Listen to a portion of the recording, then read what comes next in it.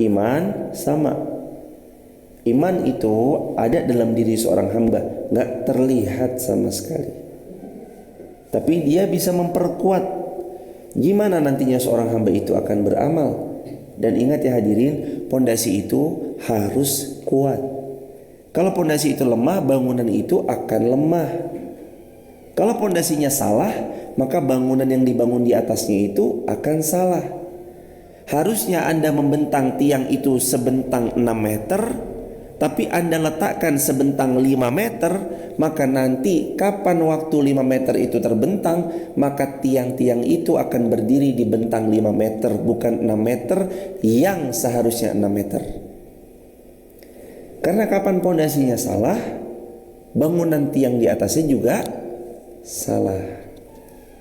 Kapan pondasi itu tepat dan benar, bangunan di atasnya juga tepat dan benar. Dan pondasi itu lebih sering dikenal dengan sebutan tauhid atau akidah. Akidah dan tauhid. Jaga pondasi Islam untuk tetap yakin kepada Allah, agar jangan sampai dia ternodai dengan sesuatu apapun. Wa anna Allah la yudhi'u ajral mu'minin. Allah tidak akan pernah menyia-nyiakan orang yang beriman.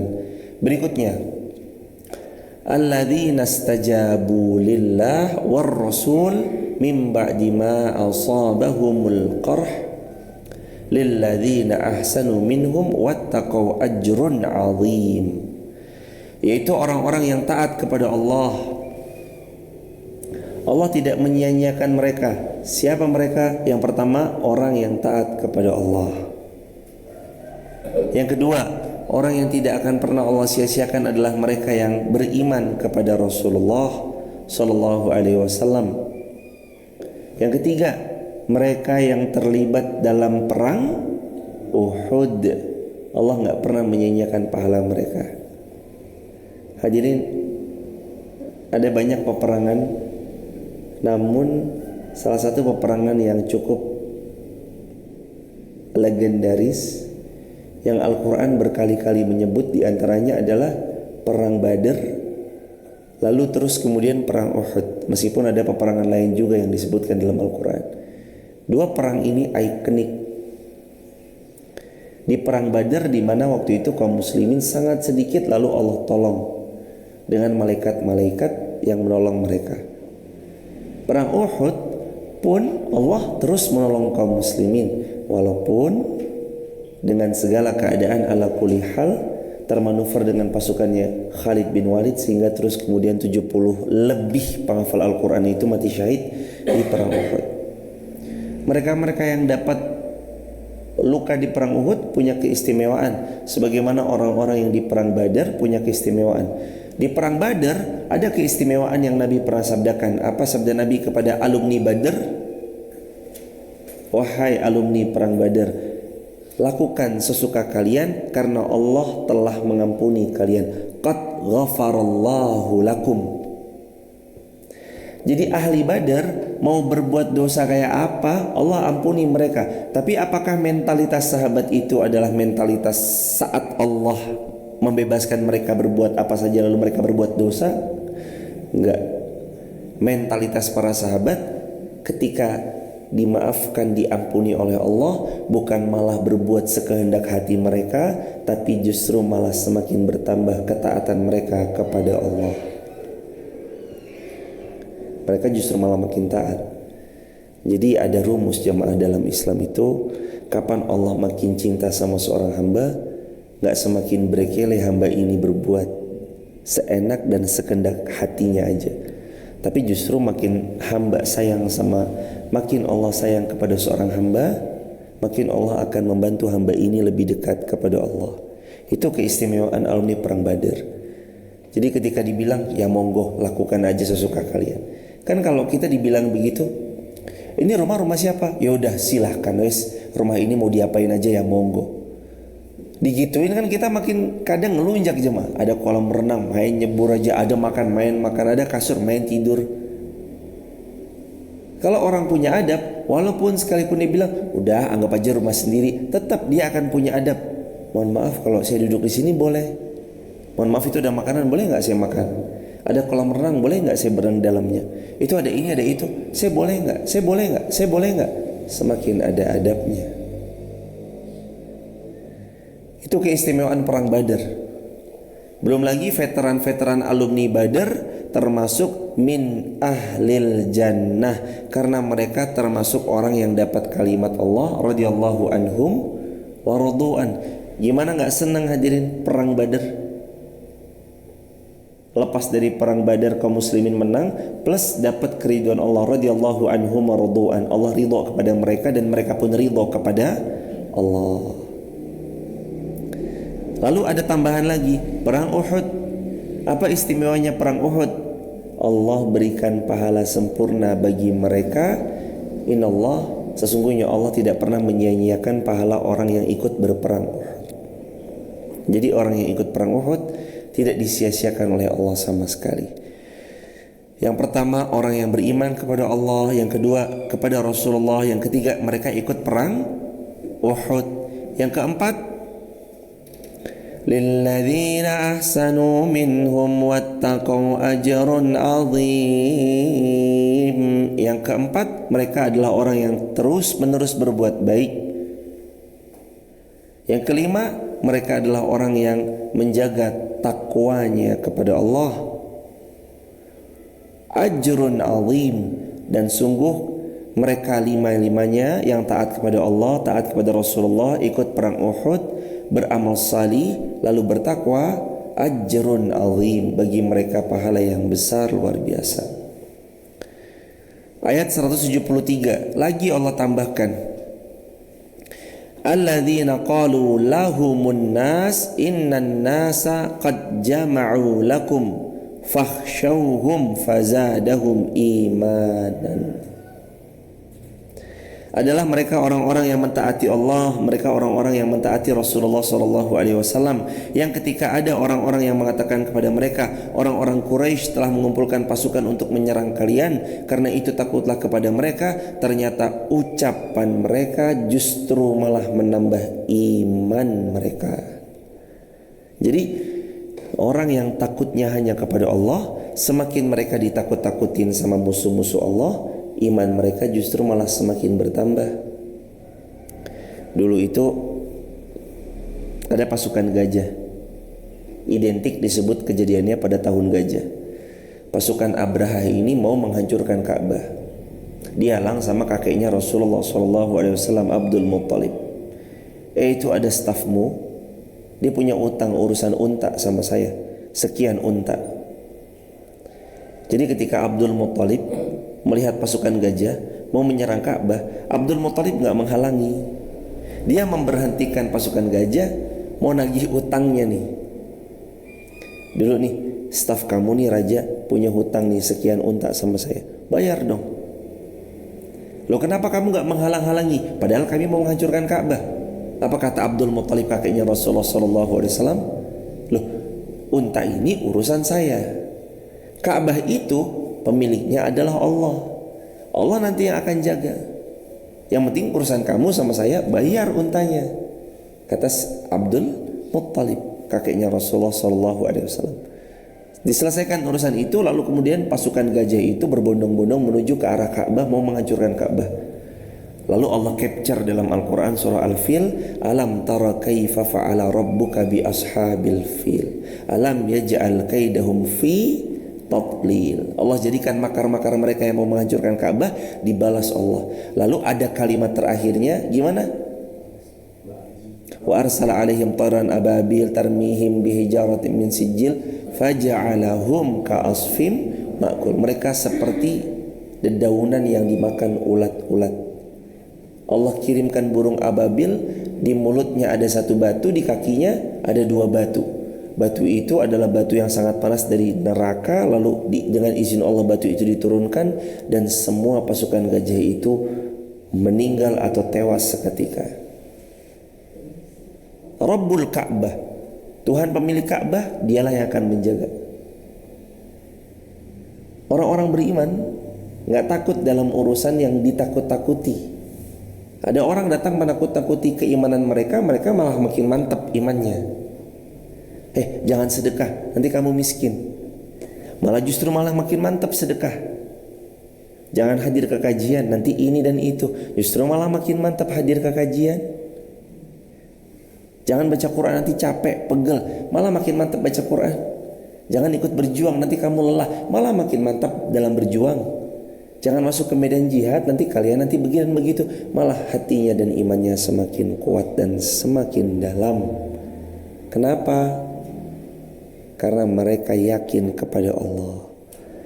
Orang beriman itu gak bisa digoyang tentang keimanannya, karena pondasi mereka kuat.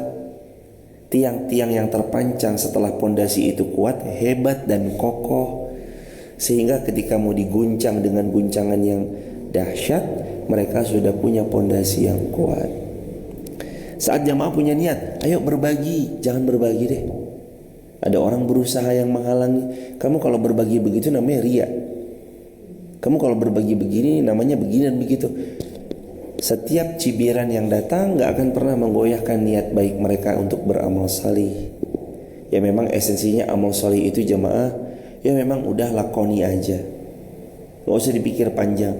Makin mikir panjang akan satu amal salih kebaikan, makin punya potensi nanti menunda-nunda kebaikan. Coba jamaah yang dulu pernah punya niat mau beramal salih, sedekah, kalau dia sering menunda-nundanya, lebih cenderung tetap beramal di hari itu, atau kecenderungan lupanya lebih besar? Lupanya lebih besar.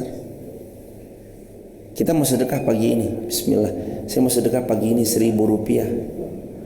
Kalau gak dilakuin pagi ini juga, Anda tunda, entar sore aja deh, entar malam aja deh.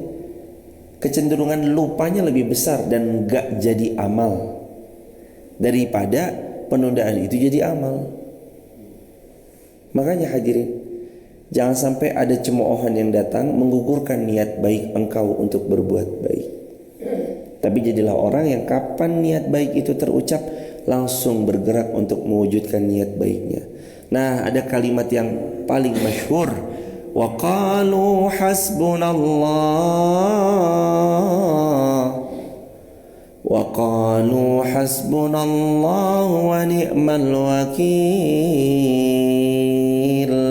dan katakan cukuplah Allah menjadi penolong bagi kami, dan dialah Allah sebaik-baik penolong atau pelindung. Allah penolong bagi kami dan Allah sebaik-baik pelindung bagi kami. Kalau Allah sudah menolong seorang hamba, apa sulitnya bagi Allah membuat hamba ini termuliakan derajatnya? Kalau Allah sudah menjadi pelindung bagi seorang hamba, apa sulitnya bagi Allah menjaga dia dengan sebaik-baik penjagaan? Satu Wonosobo, satu Jawa Tengah, satu Indonesia berusaha mendatangkan madarat bagi kita, kalau Allah belum mengizinkannya gak akan sampai. Satu Indonesia menginginkan kita dapat manfaat, kalau Allah gak mengizinkan manfaat itu datang kepada kita, gak akan pernah sampai manfaat itu kepada kita. Itu kan yang disabdakan Nabi SAW riwayat Imam Tirmidzi, wa'lam, ketahuilah, kalau satu umat berkumpul untuk memberimu mudarat, gak akan sampai illa ma kutibalah, kecuali apa yang Allah telah tetapkan. Dan kalau segolongan umat atau satu kaum bersepakat memberi manfaat, gak akan sampai manfaat itu illa ma kutibalah, kecuali apa yang Allah telah tetapkan. Rufi al-qalam, telah kering tinta dari pena yang telah dituliskan di Lauh Mahfuz.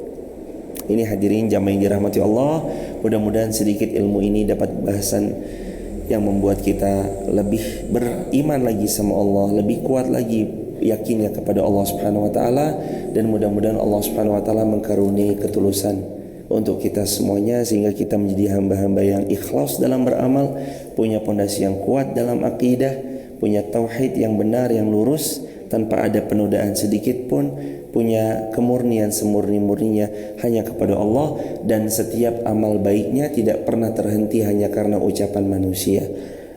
Apa yang udah dimulai karena Allah jangan pernah berhenti karena manusia. Kalau jamaah punya niat rencana baik untuk suatu amal salih, kebaikan, jangan berhenti sampai wafat. Jangan pernah stop kecuali Allah wafatkan kita. Karena mau bagaimanapun, setiap niat baik pasti akan menemui rintangan-rintangan yang terjal, yang sering menghalangi. Tujuan mereka menggagalkan kita untuk beramal salih. Itu tujuan mereka. Syaitan bentuknya dua, minal jinnati wan nas. Ada yang bentuknya jin, ada yang bentuknya manusia.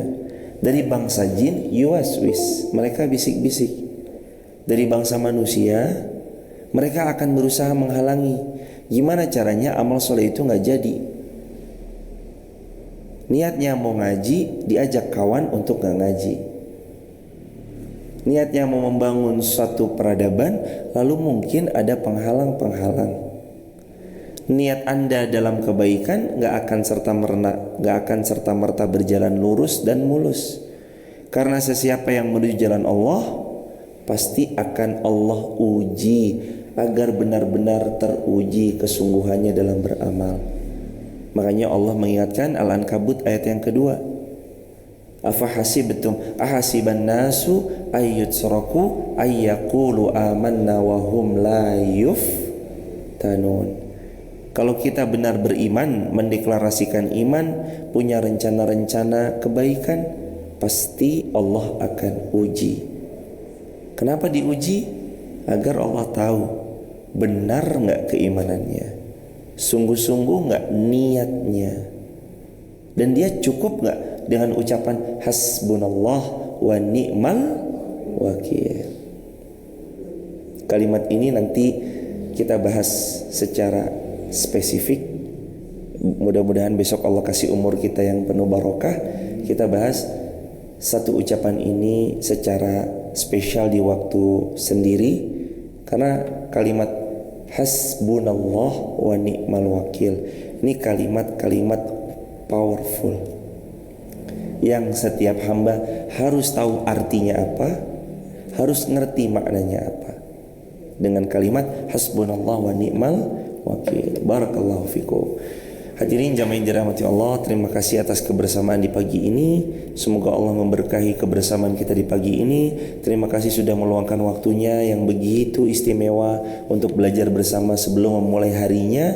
Mudah-mudahan setiap paket data yang direlakan diganti oleh Allah dengan rezeki yang berlipat ganda. Waktu yang diluangkan untuk hadir ke Masjid Fatimah Garung juga diganti dengan Allah dengan syurga Firdaus tanpa hisab semuanya insyaallah, baik jamaah offline maupun online. Bagi sahabat di TikTok, YouTube, Instagram, kalau ada yang mau bersamai di grup WhatsApp kajian kami, itu grup isinya adalah tentang video pendek dakwah kami, poster dakwah, info peluang jariah, dan isinya adalah info live streaming kami. Sahabat dengan mudah bisa tap link di bio, sebut nama, asal kota, asal negaranya, insya Allah nanti dibalas. Ada dua link laki-laki dan link perempuan. Sahabat bisa klik link laki-laki bagi yang laki-laki, perempuan bagi yang perempuan. Mudah-mudahan jadi jariah kita bersama. Subhanakallahumma bihamdika, asyhadu an la ilaha illa anta, nastaghfiruka wa natubu ilaih. Barakallahu fikum. Assalamualaikum warahmatullahi wabarakatuh.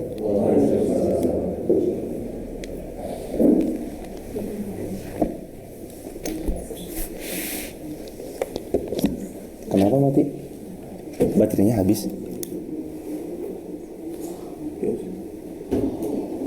Yes.